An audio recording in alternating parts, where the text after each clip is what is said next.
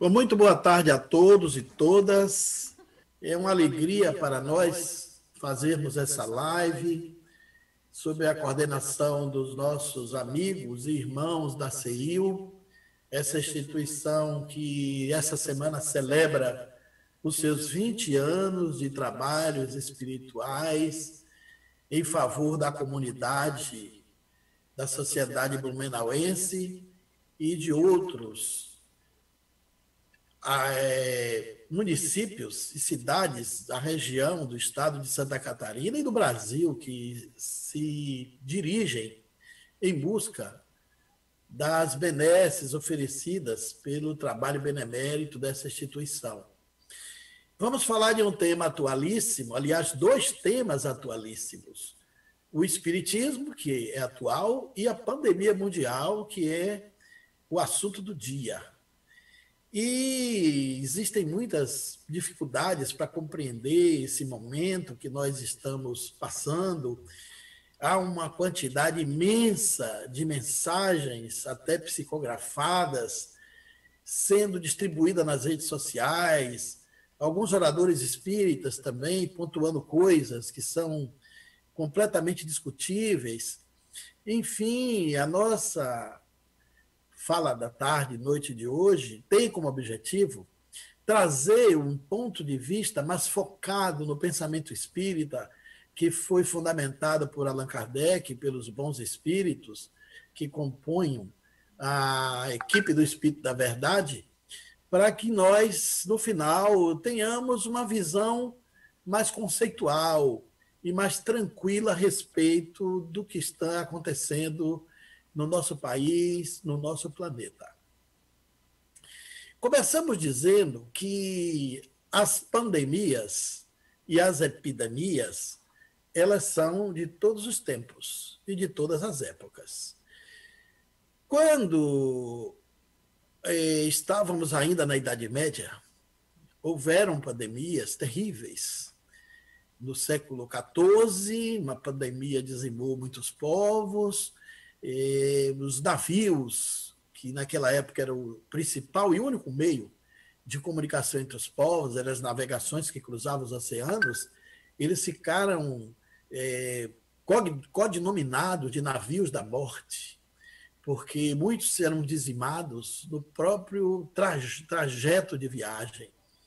Essas pandemias, elas avançaram muito em vários povos do planeta e demoraram de ser cessada. Tivemos a peste negra, que matou bastante, numa época em que a população do planeta era muito pouco habitantes no mundo, não tinha a dimensão hoje de 7 bilhões de habitantes.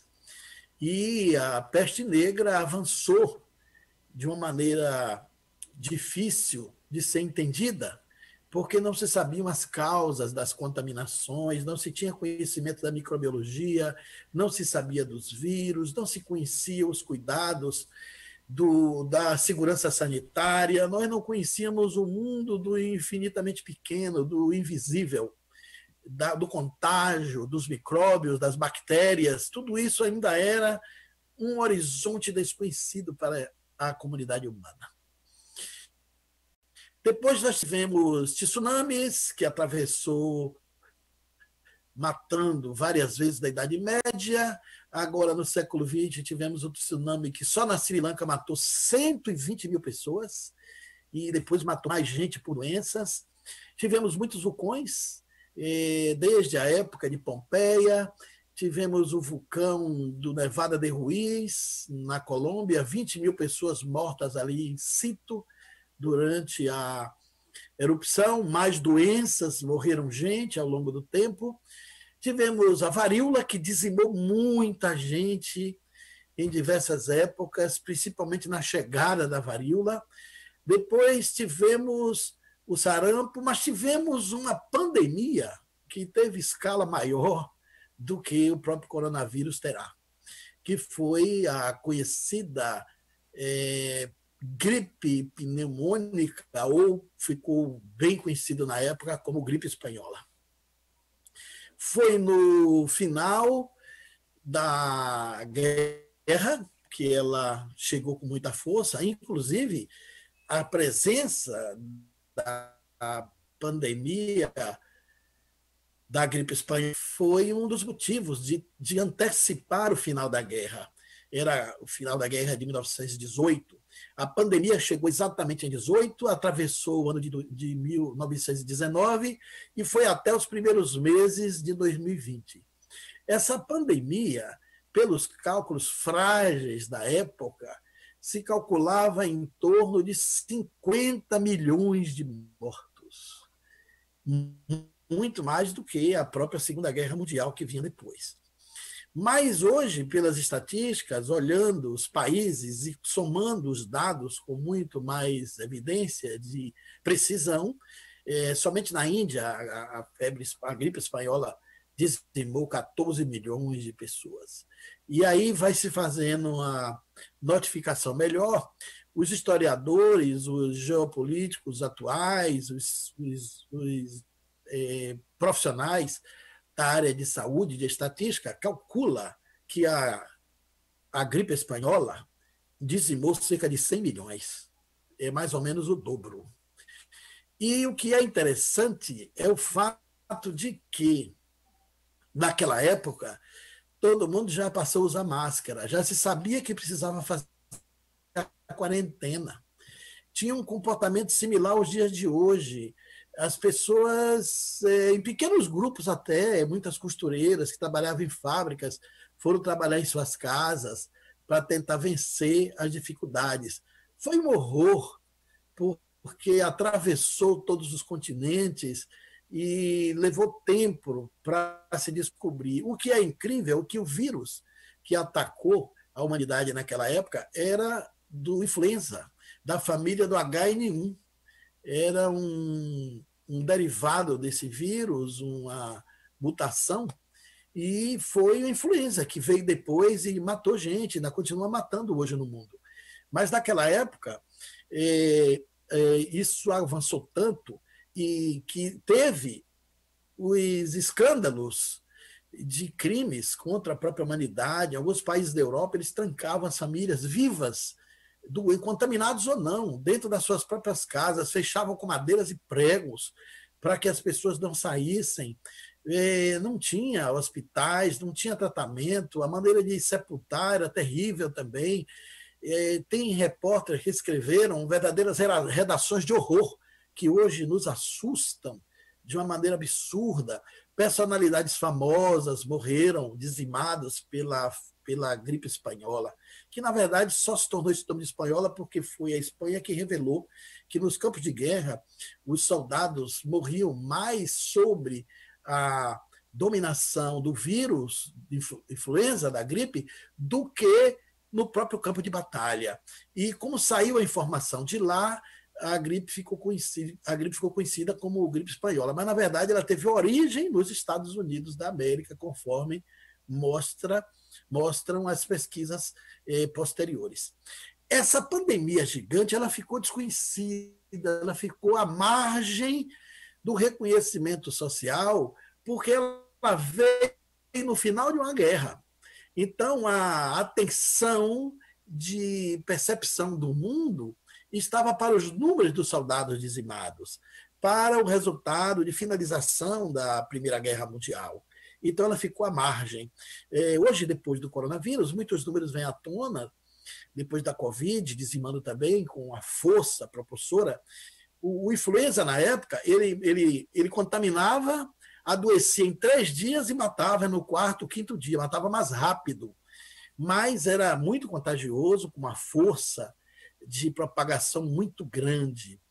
E naquela época nós não tínhamos os recursos que temos hoje, então é natural que a pandemia se espalhasse de uma maneira alastradora, devastadora, dizimando em massa aí cerca de 100 milhões de pessoas em todo o mundo. Fazendo uma ponte para os dias atuais, nós temos a Covid, que é a doença que espanta o mundo hoje, com todas as suas dificuldades de aceitação por algumas partes de classes sociais e até pequenos núcleos de pessoas que ainda não acreditam no poder devastador da doença. O Brasil ultrapassou o índice aí de 10 mil mortos, e o mundo se prepara aí para ultrapassar 1 milhão, e se acredita que o vírus possa dizimar em torno de 2 a 3 milhões de pessoas, até ele ser controlado. Mas o fato, gente, é que no tempo de Kardec, nós também tivemos pandemia. Tivemos a cólera, que assolou também muita gente, que foi uma pandemia que matou muito. E Allan Kardec, quando publicou o Livro dos Espíritos, em 1857, ele dedicou um capítulo, porque esse livro, embora tenha mais de 150 anos que veio ao mundo, ele é sempre atual nas suas questões. É impressionante, parece que foi escrito no dia de hoje. Embora tenha alguma linguagem do século XIX, o imaginário das questões sociais, as questões filosóficas, tinham a cultura, a identidade do século XIX, tem coisas que você, e nas respostas dos espíritos, descobre que é uma abordagem que se torna atemporal. Ele atravessa o tempo e o espaço e se atualiza na dimensão social do nosso tempo. O fato é que Allan Kardec, sabendo das pandemias e das epidemias, dos flagelos destruidores, ele dedicou um capítulo no livro sobre isso. E fez várias perguntas aos espíritos sobre os flagelos destruidores. E há uma questão interessante que ele coloca como uma destruição abusiva e as destruições naturais, as destruições que vêm pelas leis da natureza. Abusiva é quando o homem interfere, como nas guerras, nas grandes matanças coletivas por causas e intenções humanas, mas nos grandes fenômenos da natureza, como enchentes, maremotos, terremotos, fome, massa, por várias questões climáticas, e Allan Kardec não deixou esse capítulo à parte. O incrível é que, pelas estatísticas mundiais hoje, se acredita que, em todos os tempos, as catástrofes vieram evoluindo. Por ano, uma média de 100 a 200. Hoje, na atualidade, depois que nós estamos todos conectados e a gente sabe das notícias em tempo real, já se acredita que entre 200 e 300 catástrofes de média e grande proporção acontecem no mundo inteiro. E elas estão matando em massa as pessoas. Sempre foi assim. Então, Allan Kardec, com sua agudeza científica, faz uma pergunta no Livro dos Espíritos, na 737, e ele pergunta aos espíritos: com que fim fere Deus a humanidade por meio de flagelos destruidores?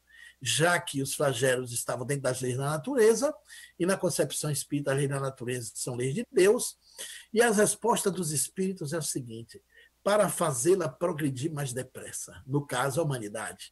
Já não dissemos ser a destruição a necessidade para a regeneração moral dos espíritos, que em cada nova existência sobem um grau na escala do aperfeiçoamento? Somente do vosso ponto de vista pessoal, os apreciais, ou seja, a gente aprecia os flagelos pela nossa percepção. Daí que os qualificais de flagelos, por efeito do prejuízo que vos causam. Essas subversões, porém, são frequentemente necessárias para que mais pronto se dê o advento de uma melhor ordem de coisas, para que se realize em alguns anos o que teria exigido muitos séculos. E prossegue os espíritos com a mesma, lá na frente, Allan Kardec avançando na questão 741. Em parte, porque ele pergunta: dado é o homem conjurar os flagelos que o afligem? Já lá na frente, né? E eles respondem: em parte é. Não, porém, como geralmente o entendem. Muitos flagelos resultam da imprevidência do homem. À medida que adquire conhecimento e experiência, ele vai podendo conjurar, isto é, prevenir, se ele sabe pesquisar as causas. Contudo, entre os males que afligem a humanidade, alguns há de caráter geral, que não estão nos decretos da providência, dos quais cada indivíduo recebe, ou menos o contragolpe. Mais ou menos o contragolpe. A esses nada pode a esses nada pode o homem opor, a não ser sua submissão à vontade de Deus. Esses menos males, entretanto, para muitos, para muitas vezes, os agravam pela sua negligência, que no caso, a negligência do homem.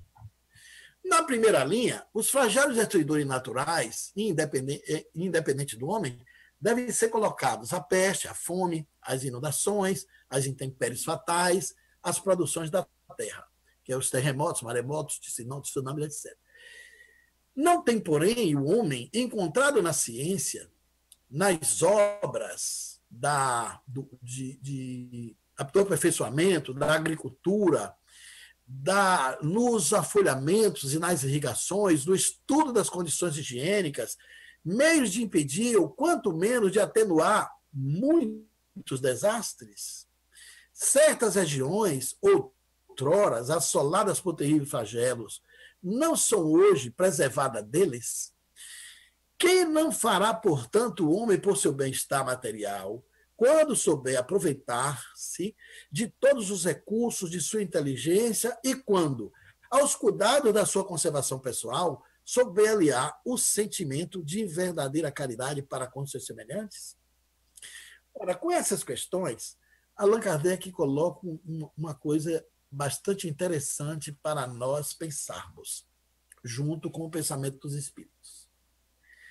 Diante desses flagelos todos, eles foram como uma força motriz do processo evolutivo da história humana.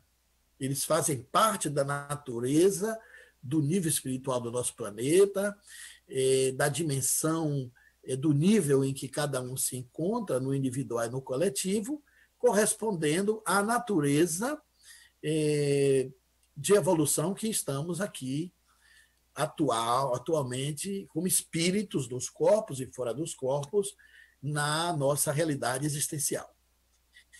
Porém, nós vamos entender o seguinte: muitas coisas boas aconteceram depois das grandes guerras, depois das grandes epidemias.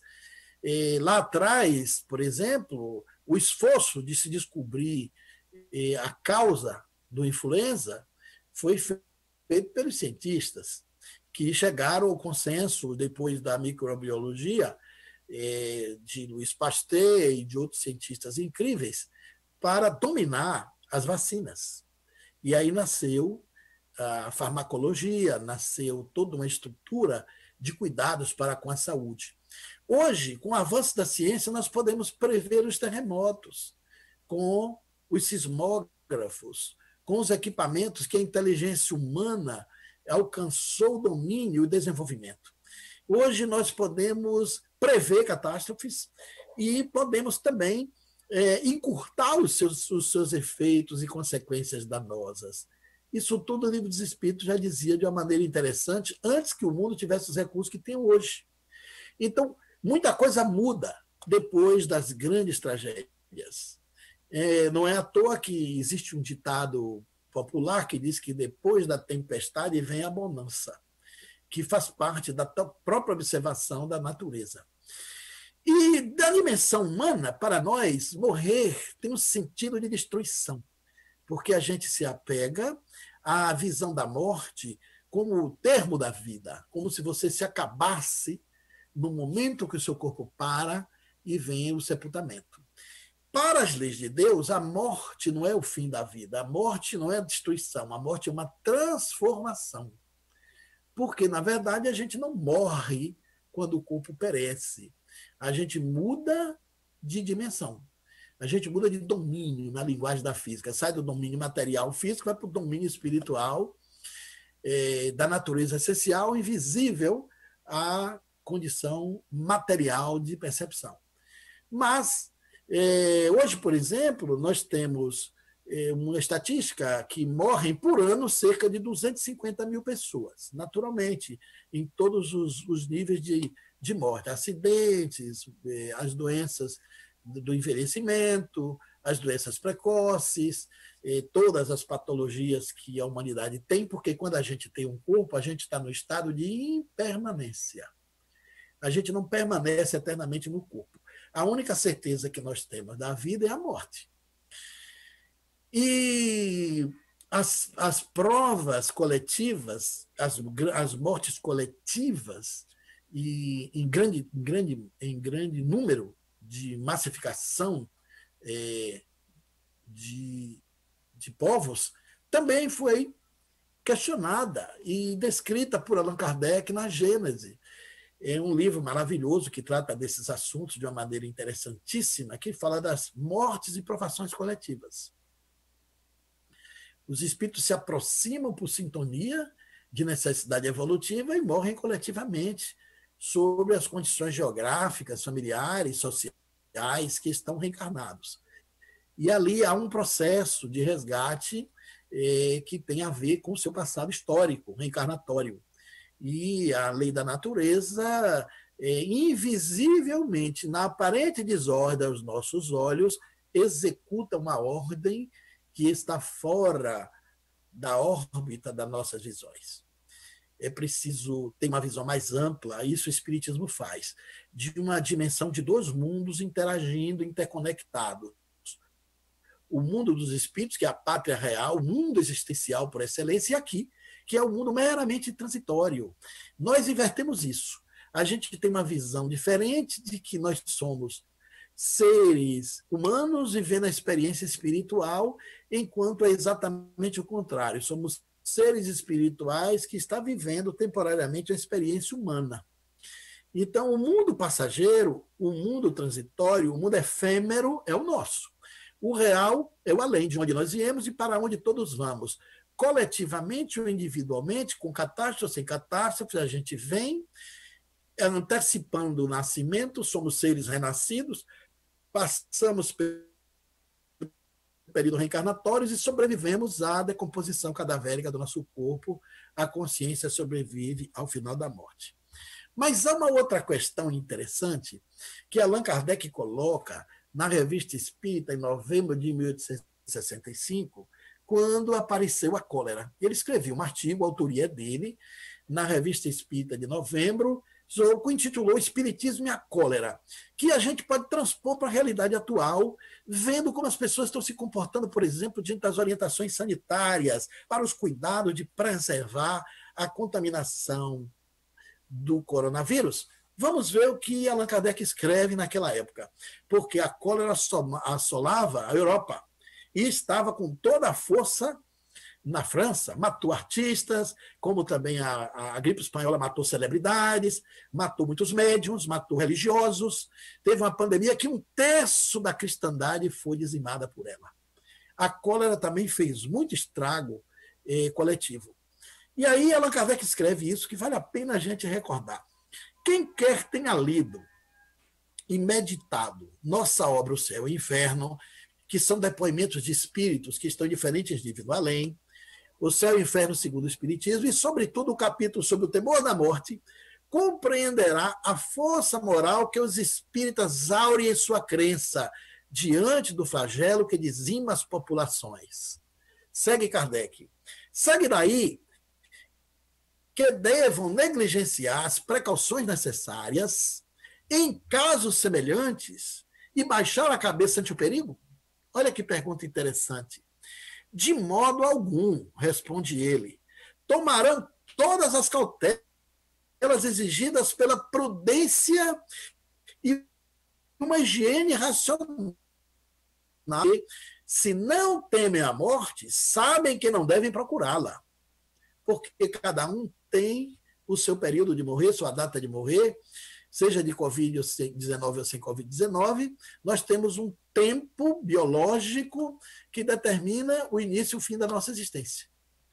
Mas a gente não deve antecipar isso, porque a morte tem um programa de destino traçado para a nossa necessidade evolutiva, determinado pelas leis que regem a construção espiritual da nossa consciência e da nossa vida no corpo. Mas prossegue Kardec. Ora, não levar em conta as medidas sanitárias que poderiam preservar, seria verdadeiro suicídio, cujas consequências conhece bem, para elas se expurem. Tem gente hoje que não está levando a sério. Tem gente que diz assim: eu não tenho medo do coronavírus, isso é alarido da imprensa. Nós vemos, infelizmente, uma parte da população brasileira seguindo as orientações radicais do nosso presidente da República, que não respeita as normas da ciência.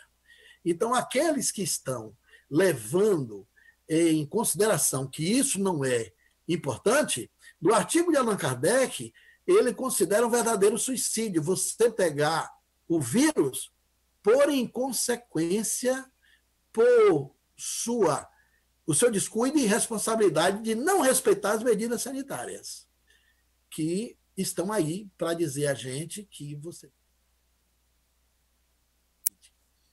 As duas únicas forças de prevenção da doença é a higienização pessoal dos ambientes onde a gente está habitando e a sua imunidade.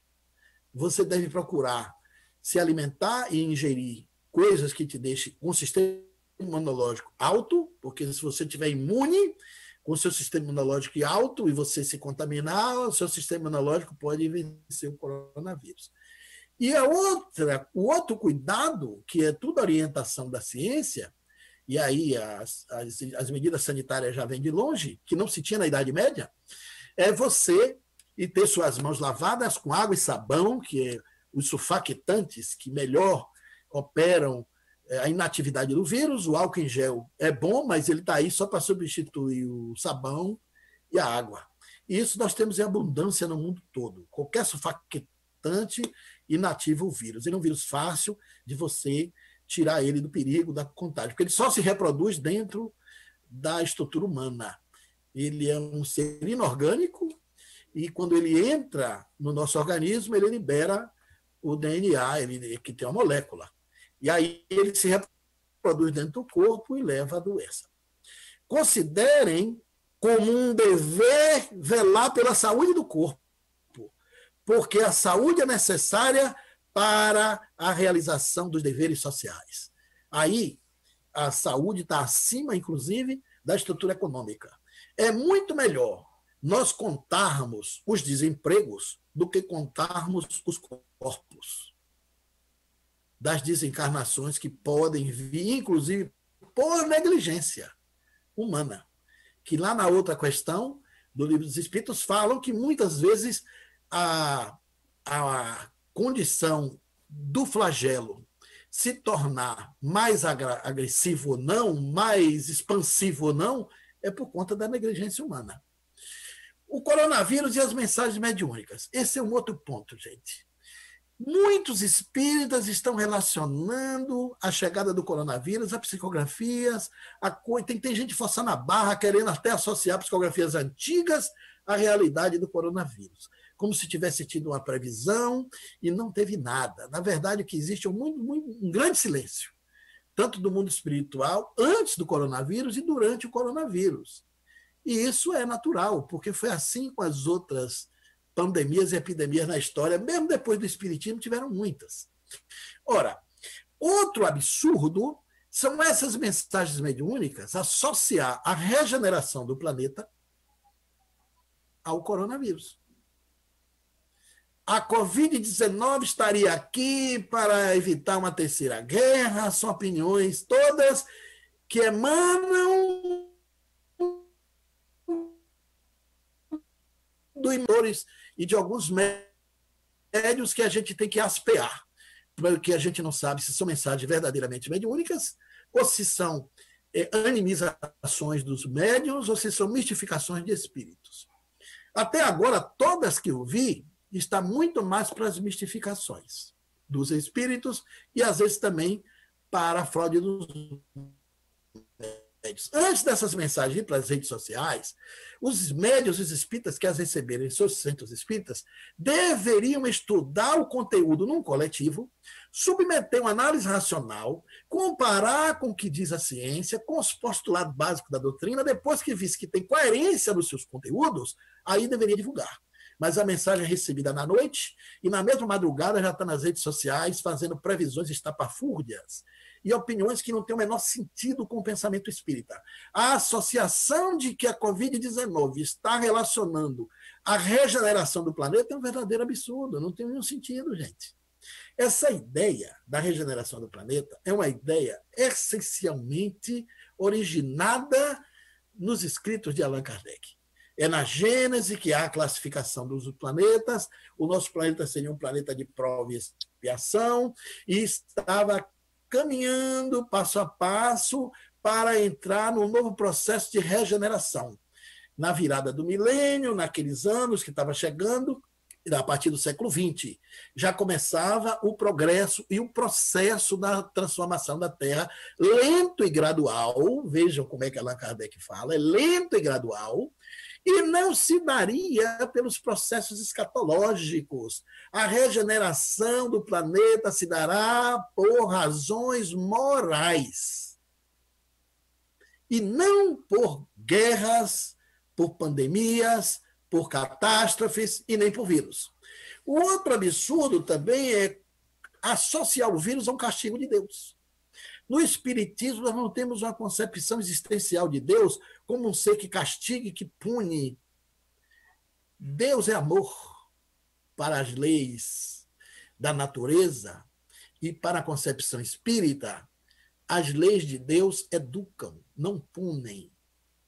E junto com a justiça está a misericórdia divina. Vamos pensar algumas coisas interessantes aqui, entre nós. E vamos raciocinar sobre essas mensagens. Dizer que a Covid veio para regenerar a Terra, então o coronavírus seria o agente regenerador. Então Deus mandaria um vírus para regenerar a gente, porque vai matar algumas pessoas?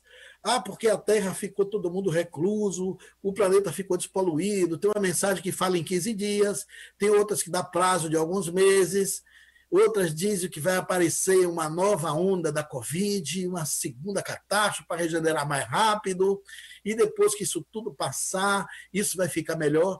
Gente, quanta bobagem. Bobagem total.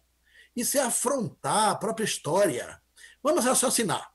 Se a gripe espanhola foi a que mais assolou a humanidade, chegando a matar entre 50 a 100 milhões, segundo as estatísticas, coisa que o coronavírus não vai conseguir, por razões claras que a gente vai ver daqui a pouco, raciocinemos bem. Era para a humanidade ficar bem diferente depois dos 2 anos e meio de influenza com a gripe pneumônica, com a gripe espanhola. Sabe o que aconteceu depois da gripe espanhola? Que matou muita gente? Ocorreu a Segunda Guerra Mundial e trouxe o Holocausto para a humanidade. A humanidade não ficou melhor, porque morreram 100 milhões, infectou 500 milhões de pessoas. E morreram cerca de 100 milhões. Uma média aí de 20% dos infectados, se é que não infectou mais. Depois da Segunda Guerra Mundial, que veio o Holocausto, que veio a degradação e o horror dos campos de concentração nazistas, 6 milhões de judeus, 30 milhões de mortos, veio as matanças dos regimes totalitaristas, da ditadura de direita, ditadura de esquerda, que também mataram muito. O século XX, que deveria ser um século da regeneração, foi o século mais sangrento de toda a nossa história.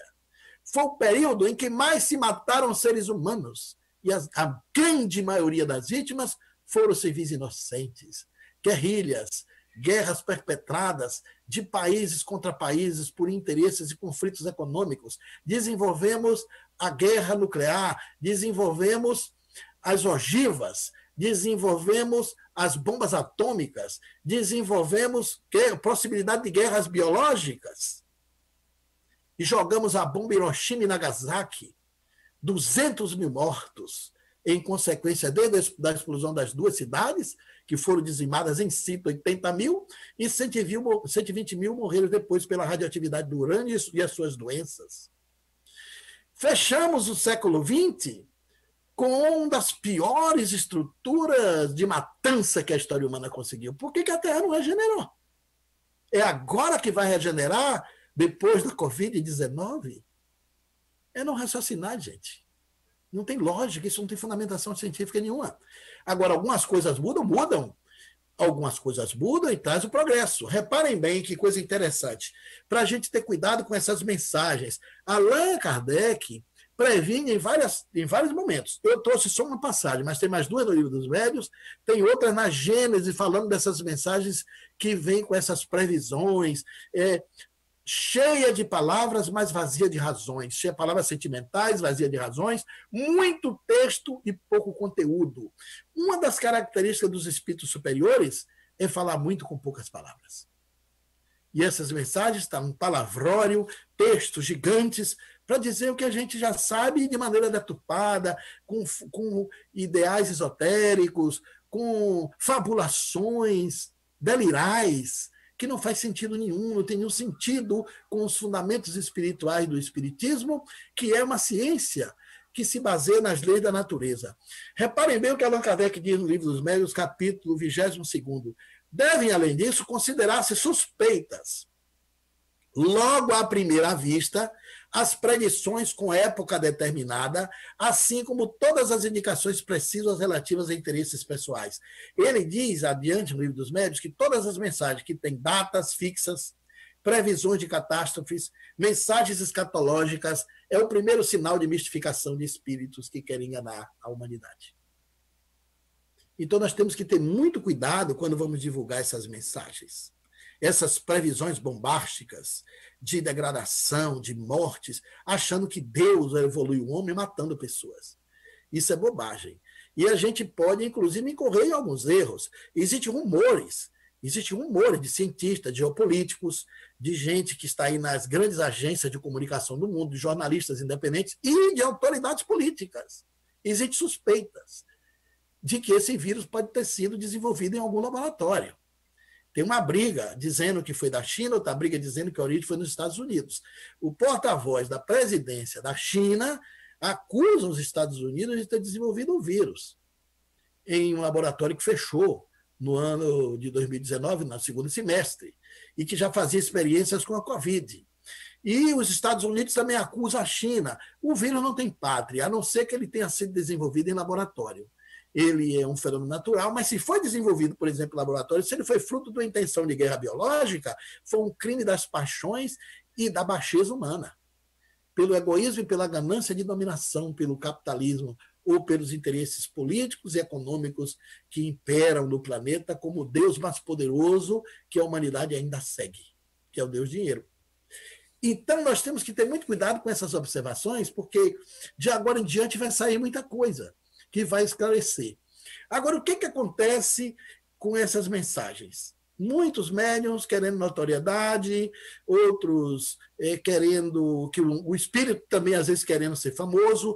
No Evangelho segundo o Espiritismo, também Allan Kardec tem um capítulo que fala das mensagens apócrifas, que seriam aquelas mensagens de entidades que tomam nomes famosos com conteúdos falsificados para serem notados e reconhecidos. Tem um dos espíritos que, na época, saiu com o nome de Napoleão Bonaparte, Allan Kardec contesta, aperta esse espírito num diálogo depois, e ele é descoberto na fraude, ele diz, não, porque na Terra eu queria ser conhecido, queria ter sido grande escritor, queria ter notoriedade e reconhecimento, então eu escrevi usando o nome de Napoleão Bonaparte para que a minha mensagem se tornasse conhecida através da psicografia. Então você veja que os espíritos, eles são as almas dos homens que perderam seus corpos. O fato de um espírito escrever uma mensagem do além não é nenhuma garantia de que isso é uma mensagem séria, evoluída, de um espírito nobre que está assim com a verdade. Desde as escrituras sagradas, que o Evangelho, lá, as cartas aos apóstolos, Paulo já dizia, não acreditais em todos os espíritos, mas vede se esses espíritos vêm de Deus. Allan Kardec também fala dos falsos profetas da erradicidade, que a gente tem os falsos profetas na Terra, mas temos também os falsos profetas da erradicidade, que é o mundo espiritual, naquela região em que espíritos errantes ainda convivem e existem por falta de necessidade evolutiva. Então, não é tudo que vem do além que a gente tem que aceitar cegas. Existe um mau hábito no movimento espírita brasileiro e até numa parte do movimento espírita fora do Brasil, de aceitar às cegas as comunicações dos espíritos. Por isso que o campo é fértil para essas mistificações. Allan Kardec já dizia, no tempo dele, que a mediunidade fraudada já se constituía uma grande indústria. Vejam que o espiritismo estava nascendo. E Allan Kardec já considera uma nova indústria com pouco tempo de prática, de manifestação mediúnica, nos centros que iam se multiplicando sob as orientações do manual prático da mediunidade, que era o Livro dos Médiuns, que tinha sido recém-editado. E ele já estava envolvido com muitas mistificações, que chamou a prática mentirosa, fraudulenta da mediunidade como nova indústria. Imagina hoje, gente, tantos anos depois. Então, existe um terreno fértil quando a gente perde o senso de criticidade. É por isso que no Brasil está tendo uma escola de charlatões, 6 médios do nosso conhecimento, declaradamente estão a público, fraudando, usando conteúdo de Facebook para escrever cartas psicografadas, supostamente assinada pelos parentes mortos. Hoje a coisa mais fácil do mundo é você entrar no Facebook de uma pessoa, pegar o nome do morto, o luto dele, você pega CPF, toma cuidado, os números que Kardec criticava estão nesses CPFs, nessas carteiras de identidade, nessas coisas que o médium, para mistificar, ele bota aquilo para ser assinatura de legitimação, e ali está o ponto frágil da mentira mediúnica. Tem uma escola de médiuns famosos, o Fantástico denunciou um recentemente, que foi ao ar, mas não tem só ele. Existe hoje um grupo fazendo psicografias públicas, todas fraudadas. A coisa mais fácil hoje é você pegar um site de cemitério e pegar o nome dos parentes mortos daquela pessoa. Você pega os antepassados pelo nome, você vê o dia que foi sepultado, tem todo um registro ali nesses sites que faz agora pela internet. Então, nós temos que ter muito cuidado. A mistificação era a indústria Allan Kardec, hoje é a indústria de largas produções em série, em proporções gigantes. E a gente tem que estar com os olhos muito abertos para não deixar o nosso movimento espírita ser contaminado por esses charlatões. Allan Kardec rechaçava e dizia que a gente deve denunciar o médium mistificador, que fosse apanhado com a boca na botija, deveria ser proscrito do movimento espírita, porque Kardec teve inimigos fidelgais na época, porque criticava que ele era muito rigoroso para com a prática da mediunidade. E ele diz que se esse foi um dos objetos que mais ele ganhou inimigo, foi também a prática mais forte que ele fez para a manutenção do espiritismo sério na França e outros países.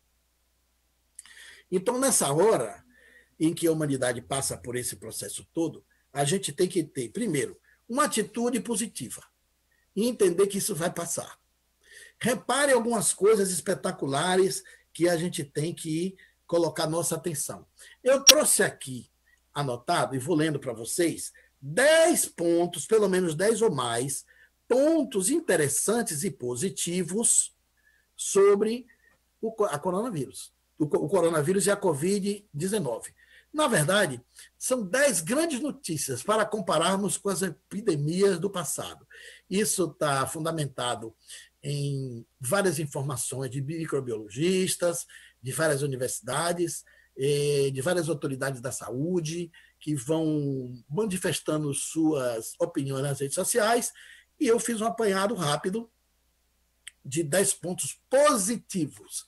Vamos pensar. Os primeiros casos de AIDS, por exemplo, foram descritos em junho de 1981. E foram necessários mais de 2 anos para identificar o vírus que causou a doença. Os primeiros casos, e nessa época desse vírus, até achar o genoma do vírus, demorou muitos anos até o estrago que o vírus fez. Hoje, o vírus está com certo controle, porque você tem um coquetel que controla o HIV. Os primeiros casos de pneumonia grave foram relatados na China em 31 de dezembro de 2019, embora já se descobriu recentemente que teve um morto antes, que não foi em Wuhan, porque se desconfia que o vírus veio do morcego, dos animais, mas esse morto, antes de Covid na China, numa cidade próxima a Wuhan, não tinha relações com os animais. Portanto, o vírus já estava na China antes do relato de Wuhan. Em 7 de janeiro, o vírus já havia sido identificado. Já se sabia que era o coronavírus da família do SARS. O genoma estava disponível, veja que coisa incrível, no dia 10. Olha como nós temos aquilo que os Espíritos dizem no livro dos Espíritos, as condições de inteligência para controlar os fenômenos da natureza. Se é que é da natureza, mas a gente está avançando, mesmo que não seja. O genoma estava expandido no dia 10, já sabemos que é um novo coronavírus do grupo 2B, mesma família do SARS, razão pela qual o denominamos SARS-CoV-2, a doença chamada Covid-19. Segundo ponto positivo. Sabemos como detectar o vírus. Nos últimos meses, os tipos de teste mais interessantes já surgiram, que pode ser feito presencialmente, com um contato rápido, e aqueles mais demorados, foi aperfeiçoado e sua sensibilidade e especificidade foram avaliadas. Então, nós temos hoje os países testando, o Brasil já vai aplicar testes também, está atrasado nos testes, porque estamos sem coordenação, era para a gente ter uma coordenação nacional da doença, todo mundo pensando em unidade nacional, como nos outros países, e previdências diárias, todo mundo unificado. Mas se a gente tem discursos diferentes, aquilo que Allan Kardec chama de falta de unidade de pensamento, é o maior prejuízo para você ter sucesso em qualquer empreendimento. Então, logo, logo, hoje já tem os governadores independentes, estão fazendo associações nacionais, e os testes já estão sendo trazidos pelo governo federal, com atraso significativo, mas são os testes que determinam o fator de controle, que você sabe quem está doente ou quem não está doente. Terceiro, na China a situação está praticamente controlada. Nas últimas semanas do mês passado, não foi nem de maio, mas de abril, a China anunciou o fechamento último dos 16 hospitais temporários que foram construídos. Acendeu todas as luzes de Wuhan e todo mundo voltou à normalidade. Era considerado o epicentro da crise mundial. As fortes medidas de controle de isolamento impostas pela China estão dando resultado e serviram de exemplo para todos os países e cidades do planeta. Há várias semanas, o número de casos diagnosticados diminui a cada dia e tem vários dias que não teve morte. Os que estão se contaminando e morrendo estão viajando de fora para dentro da China. E isso está acontecendo também em alguns outros países. Outra notícia boa, a quarta notícia. Cerca de 80% dos casos são leves. A doença não causa sintomas graves ou é leve em 81% dos casos, em média. Nos 14% restantes pode causar pneumonia grave, em 5% pode se tornar crítica até o final do óbito. Mas também tem casos que chega a 10%. Tem lugares que chega a 8%, tem lugares que chega a 5%, 7%. Fazendo a média, vai dar em torno de 8% dos contaminados. Diferente, por exemplo, do influenza na gripe espanhola, que chegou a 20% quase o número de óbitos. Porque não se tinha nem como tratar. Hoje você tem respiradores, tem gente que sai de lá curado. Você repare como o vírus é incrivelmente ligado a um processo que ainda não dominamos.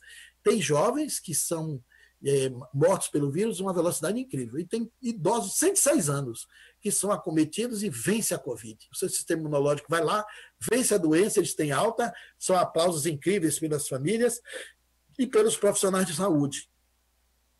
Mas o fato é que nós temos um percentual grande de contaminação, mas em relação à pandemia de 1918, 19 e 20, é um número 3 vezes menor a 4. Quinta notícia boa. As pessoas se recuperam. No mundo, de acordo com o levantamento feito pela Universidade de Johns Hopkins, uma grande parte dos casos confirmados de coronavírus se recuperaram, e com a doença que falece muito, já tem uma quantidade imensa de gente que apresentou a cura. Cerca de mais de 60% dos que foram contaminados já estão curados, inclusive em várias cidades brasileiras, como aqui na minha cidade, como em outros estados. Item 6, pontos, a sexta notícia boa. Quase não afeta mais os novos, porque o sistema imunológico dos jovens estão mais resistentes. Não quer dizer que não atinja. Apenas 3% dos casos registrados foram em pessoas com menos de 20 anos. E a mortalidade entre os que têm mais de 40 anos é de apenas 0,2%. Afirmam os especialistas. Mas nos mais jovens, os sintomas são tão leves que podem passar despercebidos. Sétimo ponto positivo. É fácil deixar o vírus inativo. De acordo com a Organização Mundial de Saúde, o vírus pode ser efetivamente inativado de superfícies com uma solução de álcool em gel, que é o etanol, de 70. Peróxido de hidrogênio é o mais eficaz para matar o vírus, água oxigenada a 0,5%, ou hipoclorito de sódio alvejante a 0,1%. Em 1 minuto, você inativa o vírus. Então, veja que coisa interessante. Nós já sabemos quais são os agentes que podem matar esses patógenos, e principalmente o coronavírus. 8º ponto positivo: já existem mais de 700 artigos científicos sobre o assunto. Olha que coisa, significa que mais de 700 mentes estão pesquisando, escrevendo, dando opiniões e servindo de balizamento para uma saída rápida para encontrarmos um antídoto. A existência de trabalhos preliminares sobre vacinas, tratamentos, epidemiologia, genética e filogenia, diagnósticos e aspectos clínicos mostram uma comunidade científica unida, aberta e compartilhando conhecimento em todo o mundo. Isso é uma coisa maravilhosa, gente. Em nenhuma época isso foi tão possível quanto agora. Os melhores cérebros da ciência do mundo da saúde e das pesquisas relacionadas à infectologia estão ocupadas com esse assunto. 9º item: já existe protótipo de vacina. Vários. Diversas empresas e cientistas ao redor do mundo estão na corrida para encontrar uma vacina. A previsão é de que testes começassem em abril e já começou.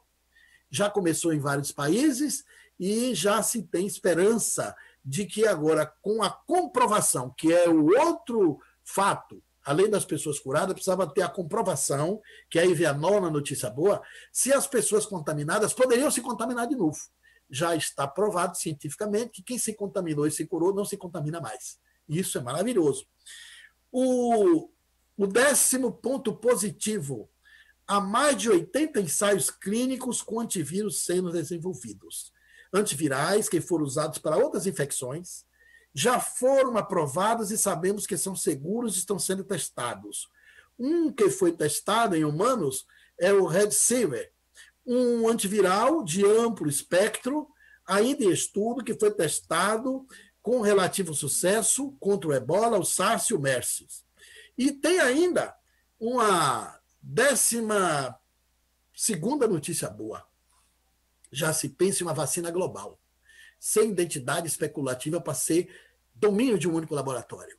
É que os cientistas se reúnem, peguem tudo que já foi descoberto, como, por exemplo, entre os achados de pista científica, tanto de Israel como dos Estados Unidos, quanto da China, quanto de outros países que estão avançando, e até o Brasil, que está na corrida. O Brasil tem muitos cientistas avançados, embora muita gente não saiba disso. O Brasil tem um respeito científico lá fora muito grande, principalmente na área da saúde.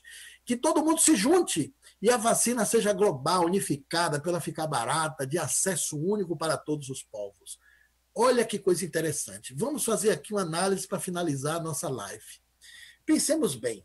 A humanidade, nas primeiras pandemias e catástrofes, tinha dificuldades e modos diferentes, rudimentares de tratar para vencer essas catástrofes. Com a evolução dos tempos, nós vamos vendo que a humanidade melhorou.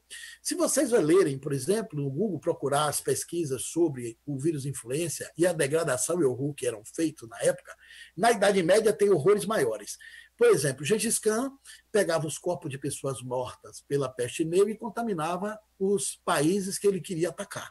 Mandava um defunto antes, porque ele tinha uma comunicação incrível numa época que não tinha internet, com mais de 2.000 cavalheiros que viajavam com cavalos específicos para descansar nos pontos de comunicação. E ele levava esse defunto e jogavam nas tribos, nas cidades, contaminava aquele povo. Era a origem da guerra biológica. E aí, assim, ele construiu o maior império da época, usando esse tipo de artifício criminoso. Há notícias que na Guerra do Paraguai, as tropas de Caxias também botavam os corpos infectados e jogavam no rio para chegar no Paraguai e matar. A população masculina do Paraguai até hoje não recuperou a quantidade de mortes, não recuperou de lá para cá, porque foram mortos muitos homens nos campos de batalha pelas tropas de Caxias e do Conde D, que era o esposo da princesa Isabel, em que determinava que os corpos contaminados por cólera e outras doenças fossem jogados no rio.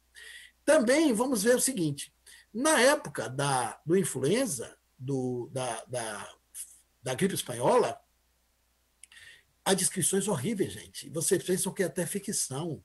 O que usavam restos de cadáveres para produzir envenenamentos, para atacar inimigos, para as pessoas fazerem dizimações de povos e famílias que eram desafetos. Existem coisas horríveis que a gente lê hoje e nos indignamos. Como a humanidade poderia se valer de um processo desse, de tanta dor, de tanto sofrimento, para levar vantagem em cima da degradação e do horror? Hoje acontece coisa semelhante. Daqui a mais 100 anos, quando a humanidade estiver mais adiantada, nós vamos ler. Que horror seria as pessoas morrerem em casa porque não tinham leitos para entrar nos hospitais. Como foi revelado para o mundo a decadência da saúde entre os povos. Os países mais ricos não tinham um sistema de saúde adequado para cuidar dos seus doentes. Como foi difícil para aqueles médicos de 2020 tomar a decisão de quem seria o óbito, quem ia botar o respirador ou não. Num jovem que tem uma vida para adiante ou no idoso que tem uma vida mais curta.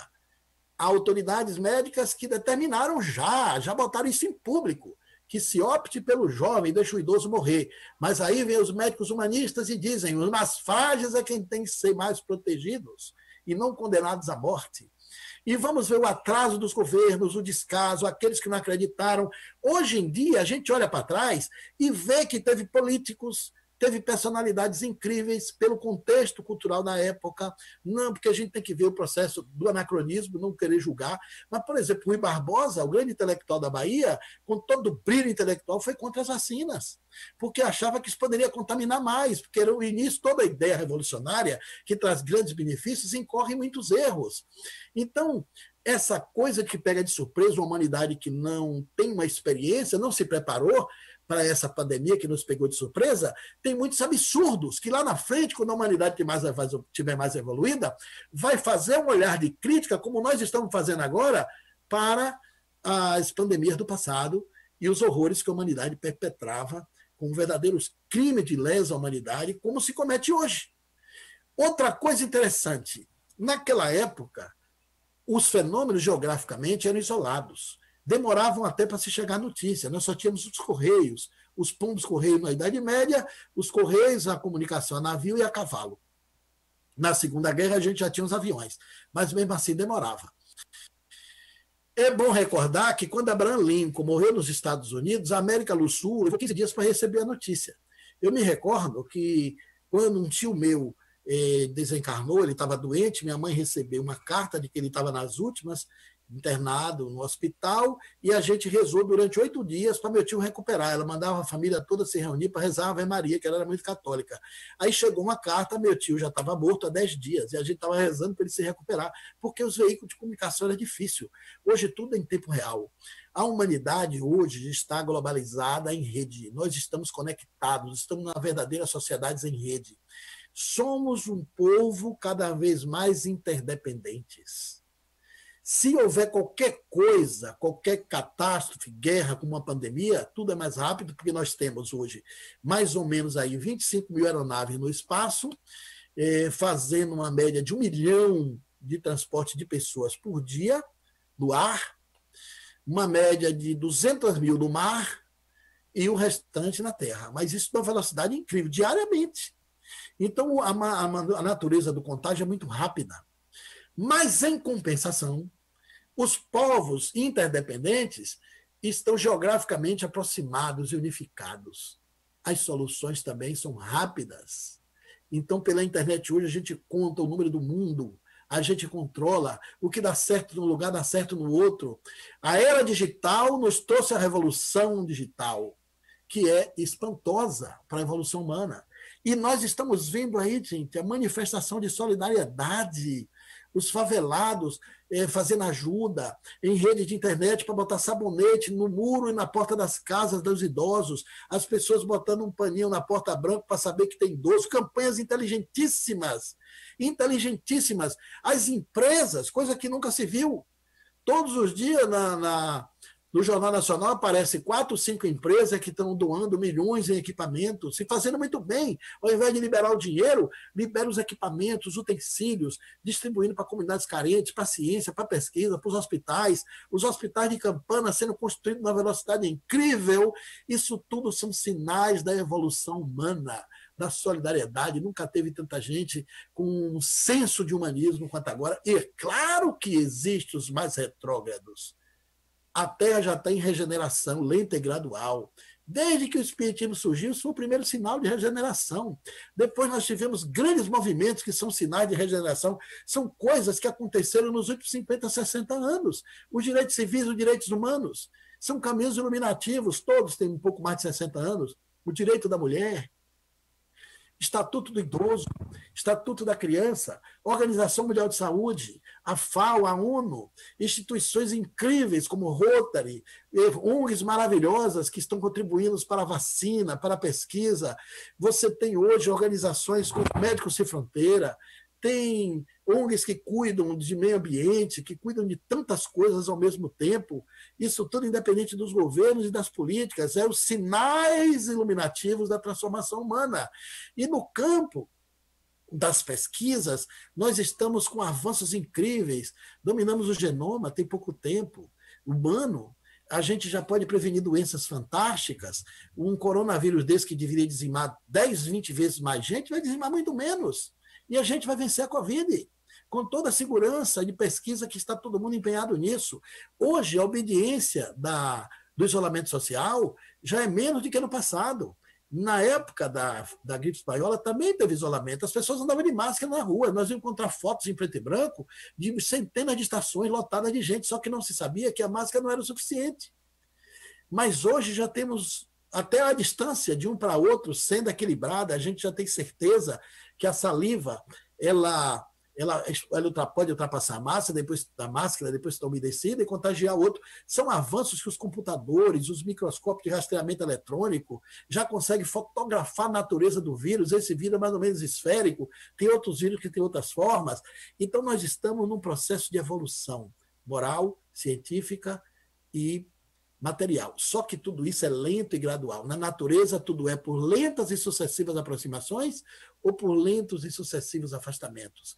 Então, hoje, com os recursos que a inteligência humana já brilhou, conforme diz a questão do Livro dos Espíritos, que nós lemos há pouco atrás, já dá para termos a noção de que nós podemos interferir e reduzir os efeitos de extensão de danos maléficos e de prejuízos enormes que seria no passado muito mais difícil. E estamos em evolução, sim. Agora, não é pontualmente o coronavírus que vai trazer a Terra regenerada depois de poucos dias. Muita coisa vai melhorar e muita coisa vai se manter. E nós estamos vendo, por exemplo, países respeitando países, falando do lado negativo, para ver que a coisa não é tão floreada como a gente tem que ver. País sequestrando equipamentos. A gente vai ter vergonha disso, de roubar de um país para usar para o seu povo, gente cometendo crimes, pagando 4 milhões em equipamentos que custariam 50, e ninguém sabe para onde foi, gente sendo presa diante do processo desse, a fraude e a corrupção campeando dentro da dor humana. Isso tudo vai vergonhar a humanidade lá adiante, mas em menos escala do que já foi no passado. Isso é sinal de que nós estamos melhorando aos poucos. E o terceiro milênio, que é o milênio da regeneração, tem 1000 anos. Não se dá, a natureza não dá saltos. Nós estamos no alvorecer do século XXI. A segunda década do século XXI. No iníciozinho da segunda década. E já podemos olhar para trás e ver que muita coisa mudou. O mundo mudou, a forma de relacionar e compreender mudou. Nós temos hoje as mídias fazendo um trabalho educativo, mas temos também os fakes. Na época tinha os crimes, também hoje em número menor. A gente já tem até leis controlando isso, já nascendo leis para controlar os fake news. Tudo isso é senso de dever, de justiça, de moral em crescimento.